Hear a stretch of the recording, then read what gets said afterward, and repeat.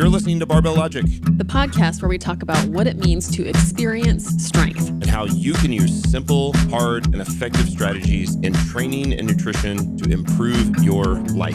It starts with meeting you where you are right now and finding lasting solutions. Welcome to the show.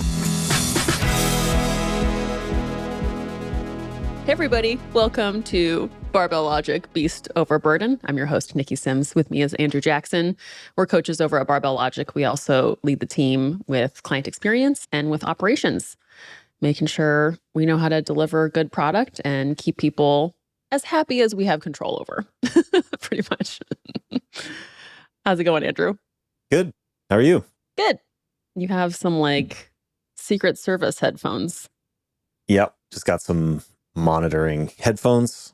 I was warned that Bluetooth is frying my brain, so I decided to try something a little bit different. Dear.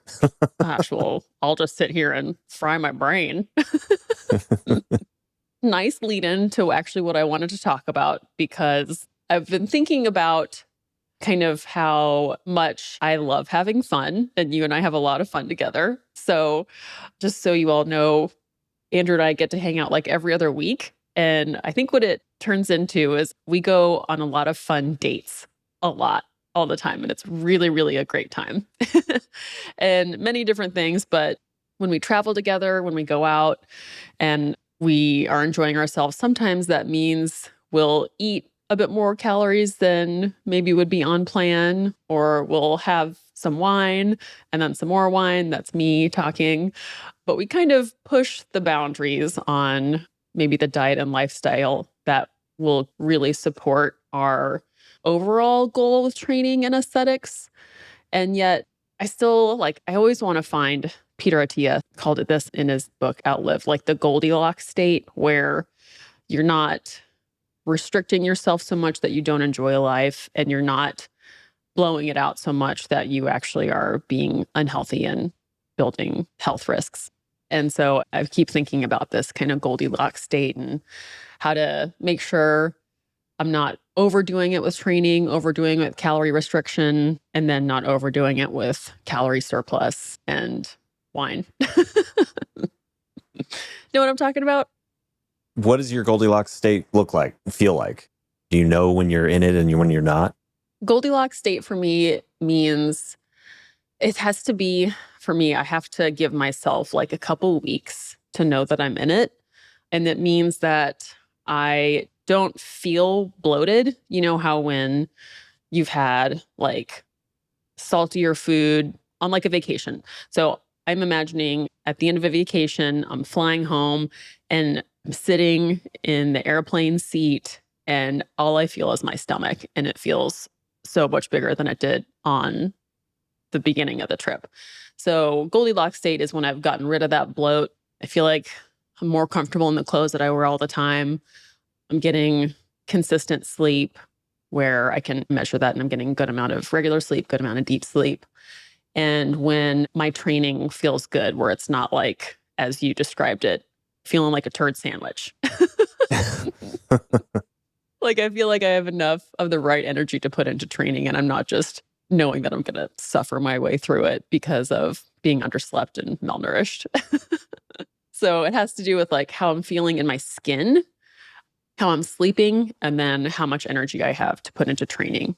And I say that it takes a couple of weeks because I think, what I've noticed is if I've spent a week or a weekend just kind of overindulging, I've been in a caloric surplus. And so sometimes that surplus actually feels really good for training, but then I'll come back, or what I've done in the past is come back and get into a pretty significant deficit. And then you feel that deficit the second week. So it feels great and you think you're doing the right thing in week one, just cutting back significantly. And then it's the second week where you're just oh no, I pushed that air quotes good stuff a little too hard. So it's it turns into this big pendulum. What kinds of things do you cut out when you get back or when you overdo the change? Yeah, this is my go-to strategy that I think everybody should try. Firstly, it's not cutting out, but I make sure and drink a lot of water. So first thing in the morning, lots of water, especially before coffee and while I'm drinking coffee. And then I cut out booze. So just take a break from booze for a few days. That has so many positive implications. Like, allegedly it's a poison. So, not having that toxin is great. It makes you sleep better. Your calories are actually coming from food instead of from alcohol.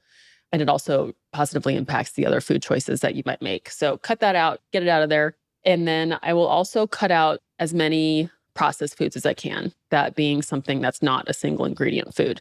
There are some things I keep in the mix, like an RX bar, which is like pretty close to single ingredient. It's all like real food that you can read on the label, or maybe like some tortillas or something like that. But most of my food is like single ingredient, lots of color, and it's not sugary. So the other benefit of cutting out processed foods is that you have a lot more control over how much sugar you're taking in. Sugar can also make you really bloated. So taking a break from that and sugar alcohols can really have a positive influence on just like feeling less bloated and like less peaks and valleys to your energy. So consolidated would be drink a lot of water, cut out booze, cut out processed food, and then like eat colorful foods, get your veggies, get your nutrients, get fiber. I've noticed that I'll feel incredibly different in sometimes as quick as 4 days. And like that period after vacation, or after summer fun times is when people are just like, I need to make a huge change in my life. I need to do an aggressive cut.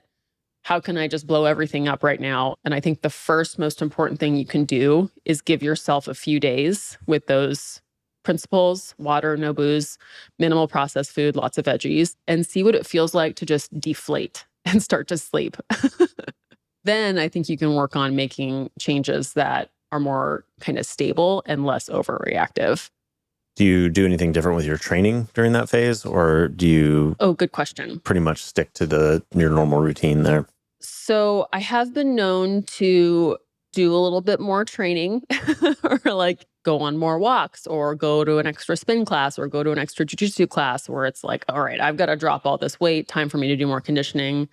But it's great timing. I actually just saw an Instagram reel by Israel where he was like, if you want to be in a deficit, you're not going to be in a healthy deficit by just hammering yourself with cardio, because you will encounter or you'll accumulate way too much fatigue. And it really comes from a caloric deficit. And that's important because, we're training for strength, which means we need to be able to recover. We need to have energy for our training. We need to give our bodies time to rebuild or repair our muscles. And so if you're doing a bunch of cardio and making yourself more drained and less, or kind of stealing that recovery time for yourself, then again, it's that second and third week that you start to feel that overreaction of expending more calories through cardio.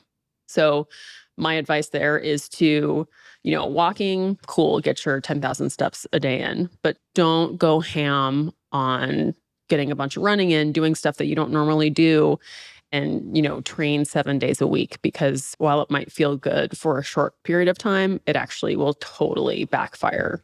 And it's usually that second, third week where you've just done too much. And now you've really kind of taken another step back in your training. What about you? What are your strategies for stepping out of the turd sandwich zone? Yeah, the probably most important aspect of snapping back, I tend to call it, after going on a bender is that I have a baseline structure of my nutrition that is likely a slight caloric deficit.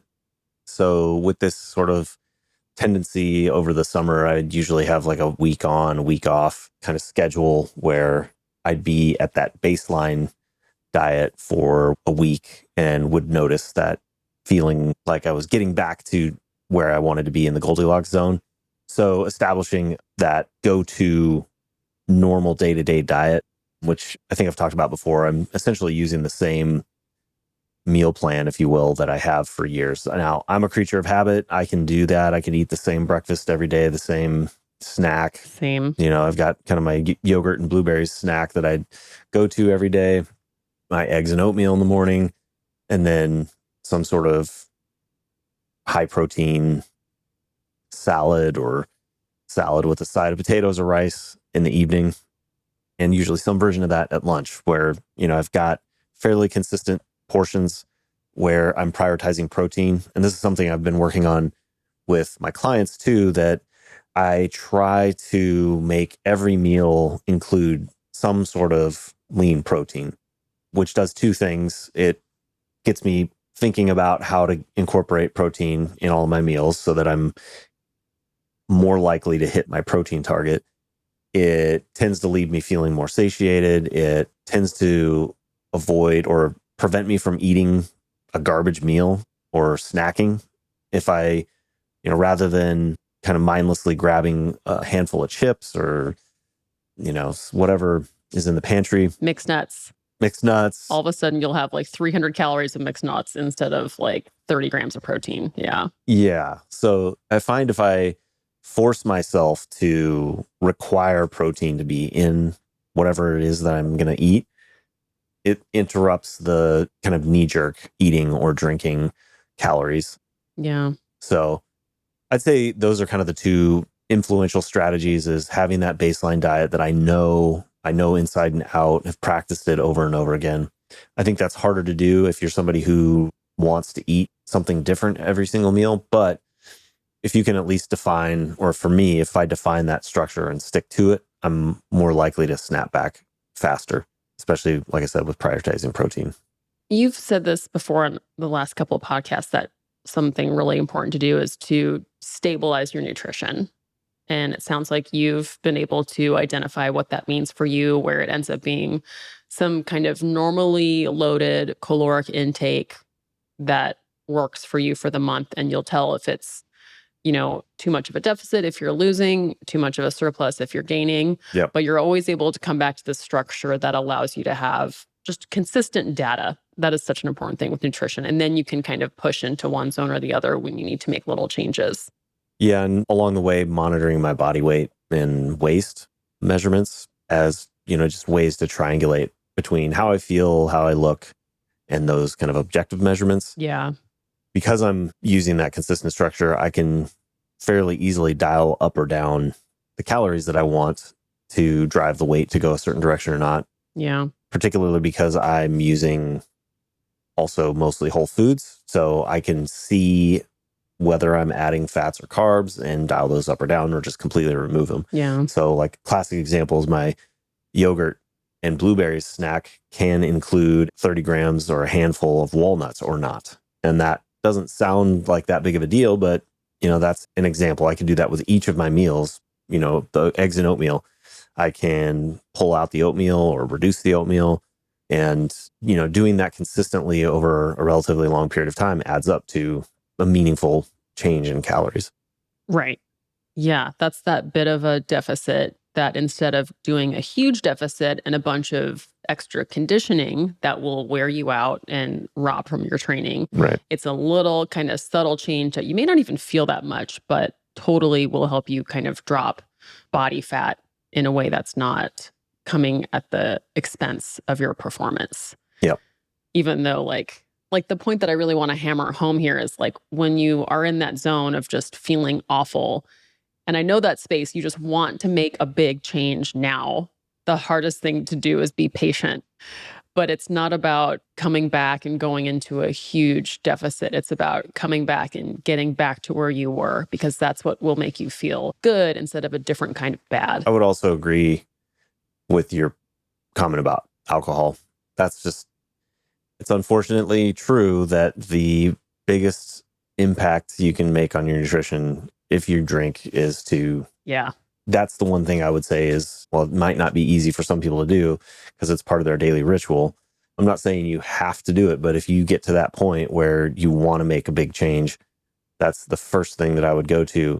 I coach a lot of people, and including alcohol in their nutrition plan is part of it, but you're not going to look and feel and perform optimally while having a significant amount of alcohol or, reoccurring. Which really is as little or as few as like 7 per week spread out.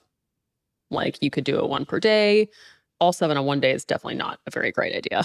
But like, it doesn't take that much to be, more detrimental than you might want to admit. Yeah. So yeah, cutting it out, you really start to see some really big changes. I agree. Like that tends to be one of the toughest things to cut out because it's such a social behavior. It usually signifies some sort of celebration or unwinding or a bookend to the day or, Yep. it's football season. So of course you want to drink beers and watch these athletes. Yeah, I had a client just text me yesterday saying, hey, my wife and I, when we were working on his nutrition a year ago, he said his non-negotiable was the daily wine at the end of the day. He and his wife would sit down and they'd have a glass of wine at the end of the day. That was just their connection point, how they would just sort of transition into the evening. And that's a tough one, but they want to make that change because they just know it's adding up. Yeah. It does potentially impact sleep, depending on what time of day they would do it. And, adds up. It does add up. Yeah. Quite a few calories. And then, like you said, different decisions typically get made after finishing a bottle of wine. Yeah. Like you're like, well, okay, I guess I will eat pizza instead of making myself my typical salad meal or chicken salad, something Right, like that. right. And then when you don't sleep very well because of it, at least for me, my hunger signals are just way amplified when I'm tired. So if it messes up my sleep and then I'm tired and my hunger signals are just like off the chart, then I'm just going to be like a grumpier person and be more uncomfortable. So you end up just like really benefiting from just taking it out of the equation entirely. Yeah. But then you want to get back into that Goldilocks zone of, well, it's Friday night, it's date night, let's have a glass of wine. And then it feels like you can actually enjoy the taste of it. Yeah. I would suggest the Huberman Lab podcast episode for anybody who wants to know more about the impacts of what we consider a light drinker, which I think his number was at 7 per week. Sounds right. Yeah. Yeah. So even 7 per week can have just this ridiculously long list of negative impacts. So if you want to learn more about it, check out the Huberman Lab podcast on alcohol consumption. It's really, really good. It's like 2.5 hours of listening to why you shouldn't drink. Anyway, on that note, it's Friday. We're probably going to go to the beach, maybe share a glass of wine. Well, yeah. Are you in your Goldilocks zone right now? I was, and then I got out of it. Well, no, I actually am in my Goldilocks zone. I think that's what it is being able to, you get to take responsibility for it. So up until last night, I hadn't had anything to drink, or I was following my water protocol and no like processed foods for over a week. It was like 10 days or something, feeling awesome. And then had some wine last night and also awesome. Like it just still feels good. But I was ready for it. It was enjoyable. I have no regrets. And I think that's still, good point. Still in the Goldilocks zone where it's like, I accept my decision. I love my life, love having fun. And I think I'm still in the healthy zone. So yeah, just right. Cool. Yeah. Well, and we're going to go train first. Yes. Also. Definitely. So still going to get that moving. do some lifting, get some exercise in. I think that always is, we didn't really talk much about it, but along with nutrition, getting back into my training structure and walking is also, I think, has a huge impact on how you feel, obviously. Man, so true. Haven't talked about barbells this episode, but those are still part of the process. But it matters. You get back into the baseline of training, whatever that is for you, and you end up feeling it. You'll feel it if you went too hard, overeating, not sleeping, and you feel it if you undereat and not sleep. And so it's always trying to not overcorrect and let yourself have some time to get back to what you know works. Getting back to feeling good, not just a different kind of pushing it in another direction. Yep. Yeah. Cool, dude.